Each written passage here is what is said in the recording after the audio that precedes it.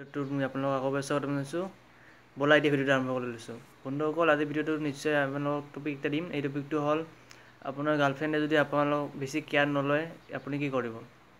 তো ঠিক আছে বন্ধুসকল, এতিয়া আৰম্ভ কৰোঁ। তো ভিডিঅ'টোত হ'ল আপুনি আপোনাৰ গাৰ্লফ্ৰেণ্ডৰ কথা পাতিব, ফোন কৰিব দুদিনমান পুৰা ভালদৰে। পিছত আপুনি ঘপককৈ ফোন নকৰিব, SMS নকৰিব, কল নকৰিব, সম্পূৰ্ণ একদম মোবাইলটো ছুইচ অফকৈ ৰাখিব, নাইবা ফোনটো এনেই ৰিচিভ নকৰাকৈ থৈ দিব। তেতিয়া চাব আপোনাৰ গাৰ্লফ্ৰেণ্ডে আপোনাক কিমান মিছ কৰে, আপুনি নিশ্চয় গম পাব। তেতিয়া তাই ভাবিব যে কি হ'লনো তাইৰ আকৌ আজি কি হ'ল, কিয় এনেকুৱা কৰিছে। তেতিয়া তাই অতি সোনকালে আপোনাক কল SMS শ্বেয়াৰ কৰিব। আপোনাৰ এনেকুৱা যদি প্ৰব্লেম হৈছে, আপোনাৰ প্ৰব্লেমটো তেতিয়া ছল্ভ হৈ যাব, তেতিয়া আপোনাৰ কেয়াৰটো বেছিকৈ ল'ব। তো বন্ধু বান্ধৱীসকল, ভিডিঅ'টো চোৱাৰ কাৰণে ধন্যবাদ। তো যদি চেনেলটো ভাল লাগিছে তেনেহ'লে ছাবস্ক্ৰাইব কৰিব, লাইক কৰিব, কমেণ্ট কৰিব। তো মই আজিলৈ ইমানেই। তো বিদায় লৈছোঁ।